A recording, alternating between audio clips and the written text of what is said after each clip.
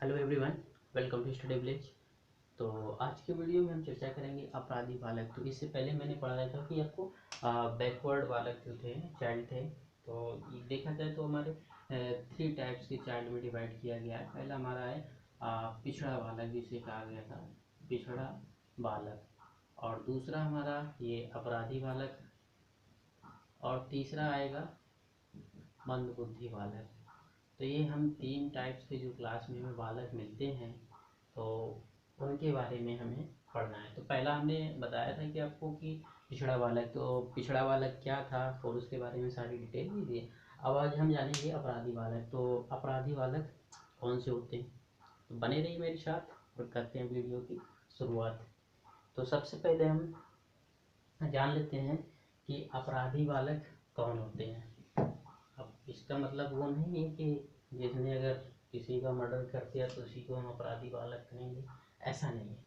तो जब कोई बालक सामाजिक, आर्थिक और नैतिक या शैक्षणिक नियम का उल्लंघन करता है, नैतिकता जो उसकी मोरलता है, जो मोरल है उसके, और उन चीज़ों का अगर वो उल्लंघन करता है, जैसे अगर टीचर ने कुछ कहा या पेरेंट ने कुछ कहा और उसको आज्ञा का पालन नहीं करता है, मानता नहीं है, अगर बहुत सारी ऐसी, और यह तो आर्थिक रूप से या सामाजिक रूप से, तो ऐसे कुछ नियम जो हैं उनका अगर उल्लंघन करता है तो उसे क्या कहते हैं, इस व्यवहार को क्या कहते हैं, बाल अपराध कहते हैं। तथा बालक के इस और तथा बालक को हम क्या बोलते हैं, अपराधी बालक कहते हैं। तो जो ऐसा बालक जो ये व्यवहार सामाजिक, आर्थिक और नैतिक और शैक्षणिक करता है, तो उसको हम क्या बोलते हैं, बाल अपराध कहते हैं। और ऐसे अपराध को बालक अपराधी बालक कहते हैं। अच्छा, अब जान लेते हैं कि जो बाल अपराध है इसके सामान्य गुण क्या हैं। तो बाल अपराध के सामान्य गुण, पहला गुण हमें बताता है कि शारीरिक गुण। तो शारीरिक गुण से यहाँ तात्पर्य है कि कोई भी बालक, मान लीजिए अगर कोई भी बालक अगर वो शरीर से क्या है, हष्ट पुष्ट है, या कह सकते हैं जो उसके समकक्ष जो उसके सहपाठी हैं उनकी अपेक्षा उसकी जो विकसित है, वो हष्ट पुष्ट, उसकी जो मांसपेशियां हैं अत्यधिक विकसित हैं, तो इस टाइप के बालक को हम क्या, ये बाल अपराध के सामान्य गुण है। अगर वो हष्ट पुष्ट रहेगा, कोई अगर पतला दुबला पतला बालक है तो क्लास में अपना वर्चस्व बनाए रखने के लिए ये छोटे मोटे, तो ऐसी उसकी मेंटलिटी होती है, ऐसी मानसिकता बच्चे की बनती है। तो एक भी ये सामान्य गुण हो गया कि अगर शारीरिक रूप से अगर वो हष्ट पुष्ट है, या उसकी जो मांसपेशियां हैं उसके समकक्ष जो उसके सहपाठी हैं उनसे उसकी मांसपेशियां अत्यधिक विकसित हैं, तो इस तरीके को उसमें गुण आ सकता है बाल अपराध के। लेकिन एक्सेप्शनल, ज़्यादातर 90% जो होता है ये ऐसे ही बच्चे बाल अपराध की कैटेगरी में आ जाते हैं। ठीक है, आता है फिर दूसरा हमारा आता है स्वभावगत गुण। तो स्वभावगत मतलब वो टेम्परामेंटल। अब क्या है कि अगर यहाँ पर क्या था, ये तो फिजिकल इसके करेक्टरिस्टिक्स थे। अब टेम्परामेंटल में क्या होता है कि अगर कोई बालक एग्रेसिव है, इम्पल्सिव है, या उसकी जो जो इमोशनली वो क्या है, अनस्टेबल है और ज़्यादा, तो इस टाइप का जो बालक होता है वो ये उसका जो नेचर है, जो उसका क्या है, स्वभाव है, उसका टेम्परामेंटल है, तुरंत उसको गुस्सा आता है और बड़ा चिड़चिड़ापन है, तो इस टाइप का जो बालक होता है वो क्या आता है, वो भी बाल अपराध की कैटेगरी का एक गुण है उसका भी। ठीक है, करेक्टरिस्टिक से मनोवृत्ति संबंधी, तो एडिटेशनल इसका जो करेक्टरिस्टिक्स है, तो इस टाइप के बालक में वो बालक आ जाते हैं। ये एक ऐसा गुण है बाल अपराध का, जिसमें बालक क्या होता है कि टीचर की ना उसके साथियों के साथ में उसकी बनती नहीं है। जैसे क्या है कि टीचर ने होमवर्क दिया, बच्चे ने नहीं किया, और कुछ अगर कहा तो टिक बेटी एक बहस करने लगता है और उसका क्या करता है, अनादर करता है। ज़्यादातर पेरेंट्स का भी अनादर करता है और टीचर का भी करता है। तो इस तरीके का जो गुण होता है, मनोवृत्ति जो होती है एटीट्यूडनल, तो ये भी एक बाल अपराध में आते हैं। सामाजिक सांस्कृतिक गुण, तो एक ऐसा गुण होता है जिसके मतलब किसी से क्या है, स्नेह नहीं है, और किसी में उसमें इस टाइप की जो अदर बच्चों से मिलजुल कर नहीं रहता है, तो इस टाइप का जो गुण होता है वो सामाजिक और सांस्कृतिक गुण में आ जाता है। ये भी एक बाल अपराध की कैटेगरी में आता है। और ज़्यादातर, और इसमें क्या होता है कि इसमें भी ज़्यादातर निगेटिव इसके भी थॉट रहते हैं। मनोवैज्ञानिक की विशेषता ये होती है कि ऐसे इस टाइप के जो बालक होते हैं, तो वो किसी काम करने के लिए वो सीधा रास्ता ढूंढते हैं, सुगम या सीधा सरल, कि फास्ट हो जाए। मान लीजिए अगर कोई बालक है और उसको छत पे चढ़ना है, तो जब छत पे चढ़ना है तो अगर उसकी छत छोटी है तो वो कहेगा भाई मुझे पकड़ ले और मैं वो चढ़ जाता हूँ, ठीक है, वो पकड़ने की कोशिश करेगा, वो जीने से जाने की कोशिश नहीं करेगा, मतलब शॉर्टकट ढूंढता है। तो एक ये मनोवैज्ञानिक विशेषता होती है किसकी, बाल अपराध की। तो ये थे कुछ सामान्य गुण थे बाल अपराध के, कि वो कौन से बाल अपराध के गुण हो सकते हैं। अब आते हैं कि जो अपराधी व्यवहार है, मान लीजिए अब कोई बालक वो बाल अपराध की कैटेगरी में आ गया, अब उसके कुछ व्यवहार हैं, तो वो जो बाल अपराध है, जो बाल अपराधी है, स्टूडेंट छात्र है, तो उसके व्यवहार कैसे होंगे, वो कैसा बिहेवियर करेगा। तो अपराधी बालक जो होता है ज्यादातर लोभी प्रवृत्ति का होता है। कैसा होता है, लोभी प्रवृत्ति का। मतलब क्लास में किसी की पेंसिल अच्छी दिखी या किसी की इरेजर अच्छी दिखी या कोई वस्तु कुछ अच्छी दिखी, तो वो क्या करेगा, उसको चुरा लेगा, चुराने की कोशिश करेगा, अपने बैग में छुपा लेगा। तो इस तरीके की एक व्यवहार होता है किसका, बाल अपराध का, ये कैटेगरी में। तो और भाग जाने की प्रवृत्ति, दूसरी प्रवृत्ति आती है भाग जाने की। तो भाग जाने की प्रवृत्ति ऐसी है कि अगर क्लास में सपोज टीचर नहीं है तो वो क्लास में 1 सेकेंड के लिए रुक नहीं सकता, वो बाहर जाएगा ही।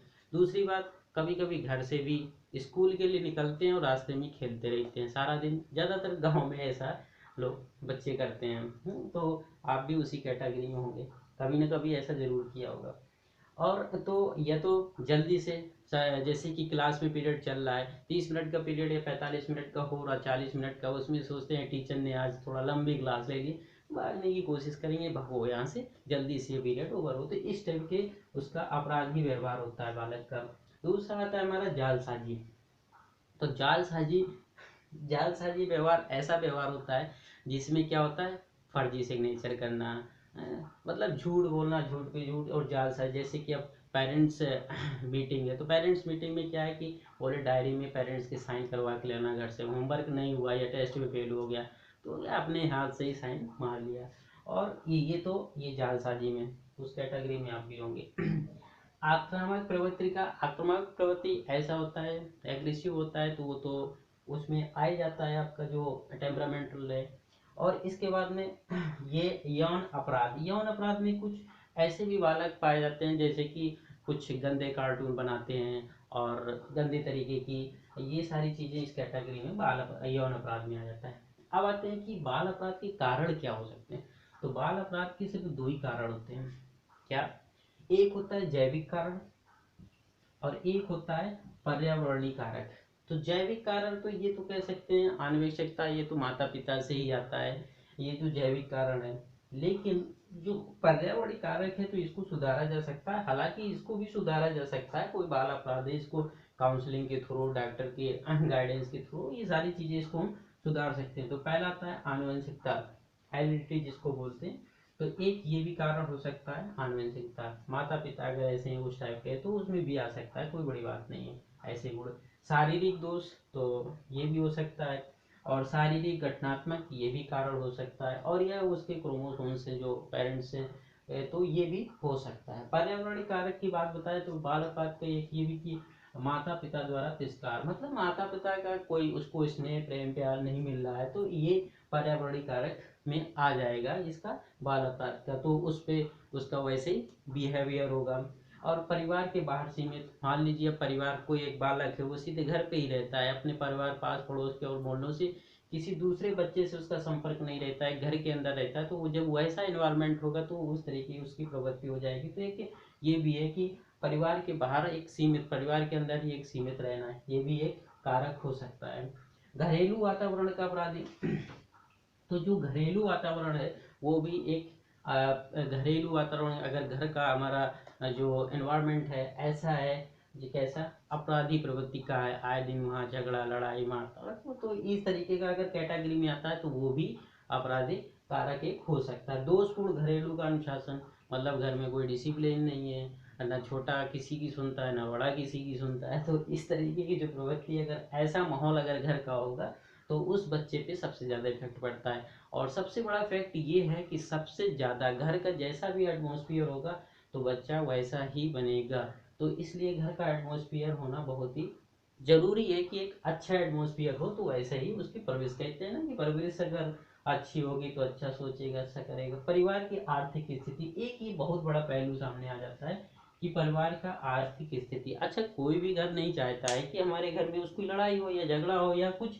ऐसा हो, तो लेकिन क्या है कि एक परिवार की जो आर्थिक स्थिति की वजह से वहाँ का जो वातावरण है, जो एनवायरनमेंट है, वो ऐसा बदल जाता है, तो उसका इफेक्ट उस बच्चे पे जरूर पड़ता है। तो एक ये भी कारण होता है। स्कूल में दोस्तपूर्ण वातावरण, तो स्कूल का भी एक ऐसा वातावरण बन जाता है जैसे कि स्कूल में टीचर है उसको ज़्यादा पनिश करता है, या स्कूल का वातावरण अच्छा नहीं है, कोई पढ़ाई नहीं हो रही है और कोई उसमें डिसिप्लिन नहीं है स्कूल में, तो एक वो भी कारक बन सकता है जिसका बाल अपराध का। अब आते हैं कि बाल अपराध के कारण है तो उसका निवारण भी होगा। तो एक तो ये हमारा जैविक कारक है, तो इसका निवारण तो यही हो सकता है कि यहाँ पर बाई काउंसलिंग और मेडिकली तौर पे इसको काम किया जा सकता है। इसमें पर्यावरणीय कारक है, तो घर के एटमोसफियर को अगर घर के अगर इन्वायरमेंट को अगर हम बदल लेते हैं, घर के माहौल को बदल लेते हैं, स्कूल के वातावरण को बदल लेते हैं और इनमें सुधार कर लेते हैं, तो ये बाल अपराध जो होता है तो वो क्या हो सकता है, सुधार हो सकता है। अच्छा, दो तरीके का होता है कि जैसे बाल अपराध है तो इसमें ज़्यादा से ज़्यादा बच्चों को, बालक को क्या किया जाता है, ठीक किया जा सकता है। और दूसरा हमारा है क्या जो हमारा अभी मैंने पिछला वीडियो जो था हमारा, वो था क्या, जो पिछड़े बालक थे, कौन थे, पिछड़े बालक, तो उनको भी हम ठीक कर सकते हैं हमारा अगर एटमोसफियर, क्योंकि ये दो बालक ऐसे होते हैं, एक पिछड़ा बालक एक अपराधी बालक, जो कि पूरा पूरा उनका इफेक्ट पड़ता है किस पे, जो यहाँ का एटमोसफियर या कह सकते हैं इन्वायरमेंटल ऐसा बना होता है, जो वहाँ का माहौल या वातावरण ऐसा होता है, तो इन दोनों वालों को पे अगर वहाँ का वातावरण घर का और स्कूल का अगर हम ठीक कर लेते हैं तो बच्चे पे बहुत अच्छा इफेक्ट पड़ेगा और वो इम्प्रूवमेंट हो जाता है।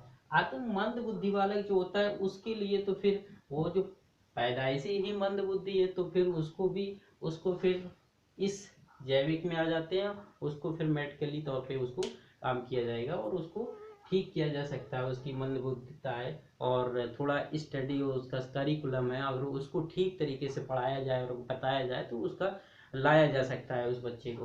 तो आज की अब यहाँ पर क्वेश्चन देखिए, क्वेश्चन कैसे बनते हैं, क्वेश्चन ये बनते हैं क्वेश्चन जैसे आता है कि लोभी प्रवृत्ति, लोभी प्रवृत्ति किस प्रकार के बालक की प्रवृत्ति है, तो किस प्रकार के बालक की प्रवृत्ति है, जो अपराधी बालक है। अब न तो ये लोभी प्रवृत्ति है, तो वो पिछड़े बालक की जो प्रवृत्ति होती है वो, ये लोभी प्रवृत्ति उसमें नहीं आता है, और ना ही मंदबुद्धि में आता है, तो ये किस में आता है, अपराधी बालक में आता है। तो इस तरीके के क्वेश्चन बनते हैं। अब यहाँ पर है कि भाग जाने की प्रवृत्ति किस प्रकार के बालक में होता है, मंदबुद्धि या अपराधी बालक में होता है, तो ये अपराधी बालक जो होती है तो ये उसके अंदर एक प्रवृत्ति होती है।